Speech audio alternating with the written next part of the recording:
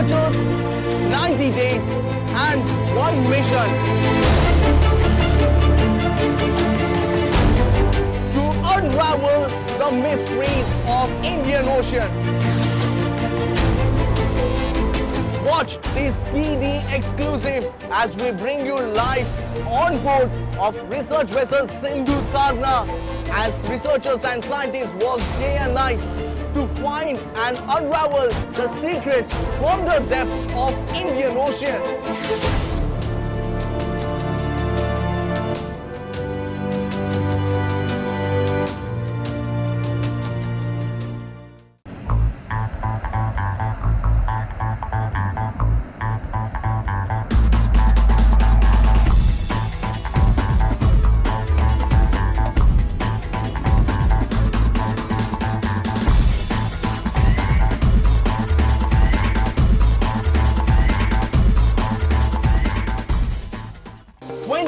Researchers, 90 days and one mission to unravel the secrets of Indian Ocean. We bring you live on board of research vessel Sindhu Sadhana and how these researchers are working day and night to unravel the mysteries from the depths of Indian Ocean.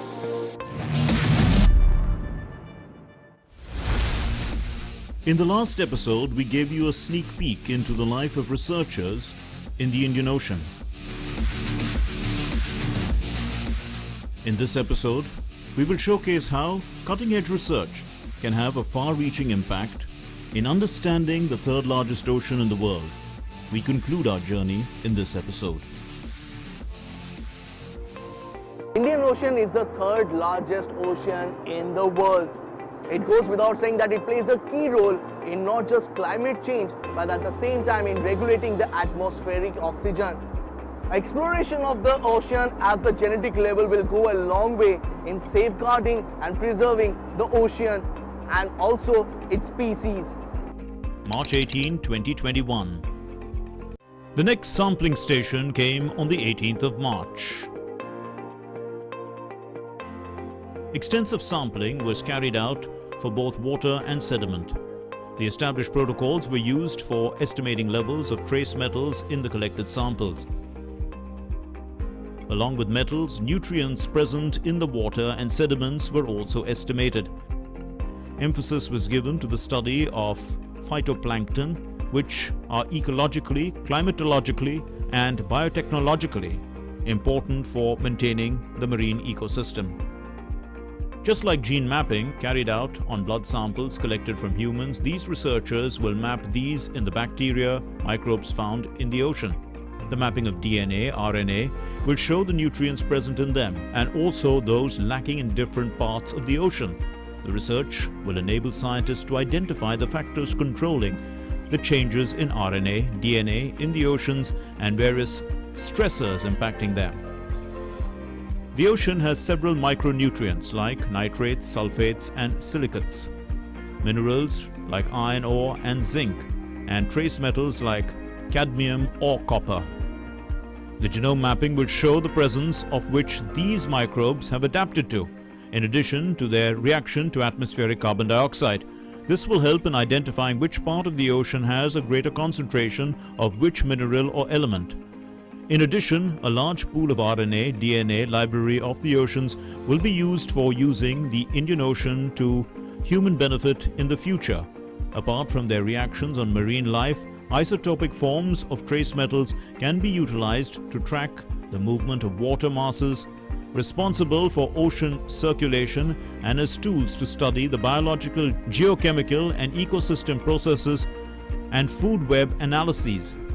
The NIO's project is expected to generate new information about trace metals from unexplored regions of the Indian Ocean, the third largest water body in the world, covering about 20% of the Earth's water surface. The objective of this program is to understand the impact of micronutrients on the productivity of the ocean, how the availability or non-availability of trace metals are impacting the productivity, what is happening to the DNA, RNA at the cellular level, what is happening to the proteins at the cellular level. To understand that, we need to measure the trace elements in the ocean at very low level. the concentration of these trace metals in the oceans are either picomolar or nanomolar. So they are very prone to contamination. If you see, our entire ship is made of metals. Similarly, earlier the collection system, sampling system, all the sampling gear were made of metals. So there was a lot of problem for the contamination of these samples. It was very difficult to measure the trace metals very cleanly at this level. What we have done in the first time in India, we have established clean sampling system which contains CTD, non-metallic CTD, which has rosette, which is powder coated, and also it has 24 12-liter bottles which are Teflon coated. So we are collecting the samples from the different level using this non-metallic CTD, which is also continuously measuring the conductivity, temperature and density of the water. At the same time, water at the different levels are collected. These waters are brought on board, and there we have a very clean van which is of class 1000 van is there, where we are doing the some sampling to avoid any contamination from the shipboard. From ancient time, Indian Ocean has been used as a channel for transportation, but much of it is still unexplored. Now 23 scientists and researchers on board RV Sindhu Sadhana are trying to unravel the mysteries of Indian Ocean. These scientists and researchers are working to understand the impact of climate change, at the same time how trace metals plays an important role in marine diversity. The project tried to provide a comprehensive investigation into the importance of trace metals in the Indian Ocean by employing state-of-the-art metal-free clean CTD FRRF for probing photosynthesis by phytoplankton. Stable isotope data will be generated for the first time to understand the underexplored circulation of water masses in the Indian Ocean. For the first time, imaging of phytoplankton using Flowcam, continuous monitoring of phytoplankton health and molecular techniques will be undertaken in addition to standard sampling and analytical techniques to understand distribution patterns and community composition along the cruise track. Additionally, on-board deck experiments were also carried out to understand the interplay between the constraining variables. Further, for the first time, attempts will also be made to investigate the presence of phytoplankton, if any, from deep sea using multiple plankton net and sediments up to 5,000 meters using spade core to confirm the prevalence of deep carbon injection by the biological pump in the Indian Ocean. We are looking at both the micro and micronutrients influence on the response of these phytoplankton, not only on the community perspective but also on the physiological perspective. In light of this, I'll be using an instrument called the fast repetition rate fluorometer, which can detect the physiology of these cells. So mainly in simple words, I will say the health of the phytoplankton. In each station, we are going to see the light intensity, influence of light through modulation in laboratory condition. In the ocean, you know that different kinds of nutrient sources will play an important role. One is the atmospheric deposition, and is from the deep water region. So I am going to look the both of this feature on the influence of this. Mostly I am working on this cruise on phytoplankton, and my job is to take the phytoplankton imaging through Flowcam. It is a very latest technology which uses both microscopy and flow cytometry. It images all the live cells in form of a collage, and we have a software interface where through which we control the entire process. This is the beginning of Flowcam. Now the instrument is calibrating with the sample. We also do not need to picture additionally, because this itself captures all the images and makes a library, so that we can access it later for our further processing. So this has already started taking all the images, whatever that is present in the water as in the sample which we have collected from the ocean from different depths. So it is taking picture of all the particles, including phytoplankton cells and other organisms. You can already see few of the very interesting cells which are present, and they are being imaged. even though it is a automated process, but it needs some sort of a monitoring just to check if the cells are not clogged or everything is going properly. Because this works differently on land, but as we are on a moving ship, so we need to keep a tab on this. It takes just 15 to 20 minutes to finish one sample. So I do this for every station, and I record or finish almost 5 to 6 samples per station. Pigments are group specific. Every different groups will have different set of pigments which will help to identify those groups. For identifying pigments, we will be filtering 5 liter to 10 liters of water, and then we will be analyze those filter paper through high performance liquid. We will extract that pigment with acetone, and then we will be analyzing that through high performance liquid chromatography, which will give a different chromatogram. With the reference pigment, we will identify those pigments which belongs to which group. So then we will use the technique called chemotaxonomy, and we will apply that chemotaxonomy to identify those groups. Actually, phytoplankton, all the phytoplanktons are not microscopic size. Some are, especially nano and pico phytoplanktons, are not microscopic phytoplankton. In such cases, these phytoplankton pigments will help to identify such groups. So far in Indian Ocean, very limited work has been conducted. So this voyage will give a brief idea about the phytoplankton, different groups of phytoplankton in the Indian Ocean. We will collect the water through the CTD equipment and the CTD and Niskin sampler. We will filter that water through filter paper called GFIF. All the phytoplankton will settle on that filter paper, and later on we will store that in -80 until the analysis. After that, we will extract that with acetone, and then we will analyze through the high performance liquid chromatography. It will give the chromatograph on each pigment. One of the major objectives of this research expedition is to study the trace nutrients cycling and its impact on marine microbiology. Most importantly, the marine primary producers, commonly known as phytoplankton. However, the major challenge faced during these studies is to analyze the extremely low levels of the trace elements in seawater. The low levels of trace elements and ubiquitous presence of these elements in the ship environment makes the samples being highly prone to contamination during sampling and sample processing. To avoid such possibilities of sample contamination and to retrieve the natural signature of seawater, the team makes use of trace metal clean sampling and processing systems. Seawater samples are collected using trace metal clean seawater sampler Niskin bottles. At each sampling station, the seawater sampler is deployed using an 8 km long non-metallic Kevlar hydro wire to collect the samples from the surface all the way to the bottom of the Indian Ocean. The seawater sampling system was also equipped with CTD sensors for continuous measurements of conductivity, temperature and pressure throughout the water column. Once recovered from the ocean to the ship, the sampling bottles are immediately transferred to a clean room container for filtration and further subsampling and processing. We are trying to understand the trace element distribution and their cycling in the Indian Ocean.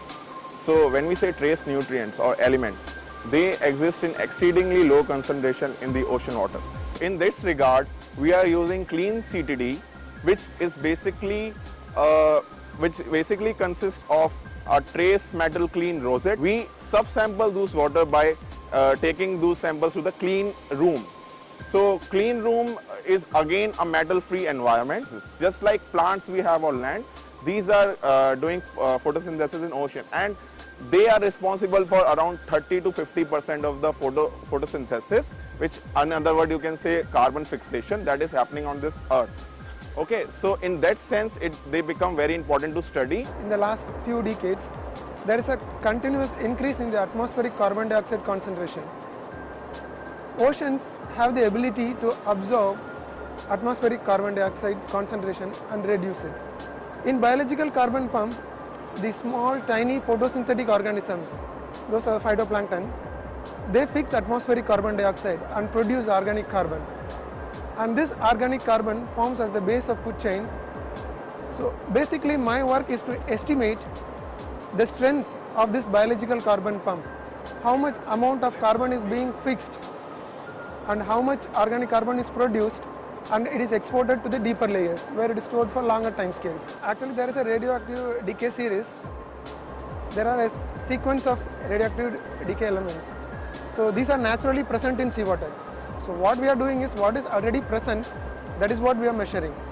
We are trying to bring some estimate of the natural process that is happening, which means the anthropogenic influence and the rising carbon dioxide concentration and how much the Indian waters, the Arabian Sea, Bay of Bengal and the Indian Ocean, how much they can absorb it and how much organic carbon can produce that can be exported to deeper layers. I came for the collection of planktonic foraminifera as well as benthic foraminifera. These organisms are, when they are growing, they are just recording the ocean chemistry and process of the ocean on their shell. The shell is nothing but they are producing the calcium carbonate to as a solid material, and that solid material is recording the chemistry and other processes within that. And we can go and collect the sediment there we can find out these organisms, and then we can collect and we can find out their age, when it was lived, and during their living time what was happening in the ocean, so we can very clearly understand about the things. Mercury is a ubiquitous metal in the ocean that undergoes in situ chemical transformations in seawater and marine sediments. Most relevant to public health is the production of monomethyl mercury, a neurotoxin to humans that accumulates in marine fish and mammals. Full-depth profiles of total mercury, methylated mercury and gaseous elementary mercury were well studied throughout the Atlantic, Pacific, Arctic and Southern Oceans, except the Indian Ocean, which remains unexplored yet. However, it is imperative to investigate the mercury biogeochemical cycle in the Indian Ocean. Trying to understand the mercury biogeochemical cycle in the marine environment. How it is important means mercury is a toxic metal. In marine environment, mercury concentration is very low, but it is sufficient to drive the bioaccumulation and biomagnification, which is accumulate on the fishes, and from fishes consumption people can affect people and biota. These things I would like to understand, how mercury is changing one form to another form and which form is more predominant in the waters. Till now there is no mercury measurement in the Indian Ocean. If I do now, this will be the first measurement in Indian Ocean. Previously nobody has not done mercury measurements in Indian Ocean in water column, because there is no clean sampling facility. Right now we got this opportunity through our NIO. Now it is the chance to get clean sample where we can predominate the contamination factor, which we properly we will get the sample proper concentrations, what concentrations are there. How air pollution is going to affect the biogeochemistry of small living organisms in the surface seawater. So we use different tools. We use aerosol particles. Here you see the sampler. We collect the dust particles above the aerosols. We collect the dust particles just above the 10 meters above the seawater, and we analyze that particles for the chemistry and their properties, and we finally trace where these particles are coming from and how they are going to affect when it is deposited in the surface seawater. In this expedition we would like to explore the deep sea sediments, the trace metals present in the deep sea sediments and their pore waters we want to study. The waters present in the deep sea sediments, they can be a source of nutrients and trace metals to the surface seawater and can thrive fisheries. They can support small living plants in the surface seawater, and they can be a very good source of nutrients so that fisheries can grow. So by understanding their distributions, spatial distribution, how it is varying in Bay of Bengal and Arabian Sea and the Indian Ocean, we will understand better what kind of pockets areas where we can target and understand the biogeochemistry, how the fisheries are going to be responded by these small living organisms. Different kinds of microorganisms are present at different locations within the Indian Ocean using metagenomics, and their role in the different oceanic processes like biogeochemical cycles, nutrient cycling. Studying their role in different food chains will in turn help the fisheries industry. Studying the proteins from these microorganisms has a wide range of applications in biotechnology as well as different industries such as textiles, food, paper and pulp. Majorly, this work will help us understand the microbial role in oceanic processes in Indian Ocean and its role in global warming and climate change. The data generated from this 90 days cruise would be a significant contribution from the Indian Ocean to the UN Ocean Science Decade 2021 to 2030 and also to the Sustainable Development Goals of the United Nations. I'll be measuring dissolved oxygen concentration in the deep sea water.